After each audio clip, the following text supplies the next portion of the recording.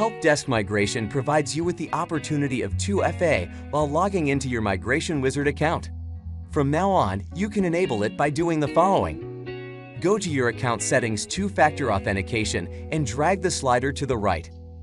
Download the 2FA verification application. You can choose either Twilio Authy or Google Authenticator.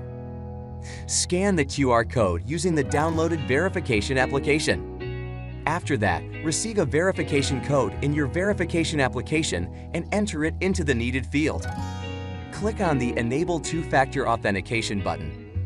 Now, each time you log into Migration Wizard, you need to fill in the verification code.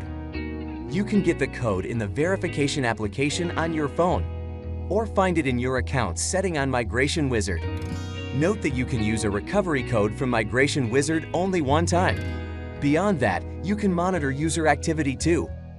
Go to your account settings active sessions.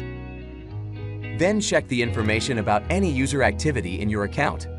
That includes API address, user agent last access from, and logged into. If needed, you can revoke any previously performed session too. Simply click on the Revoke button next to the user activity session you want to terminate.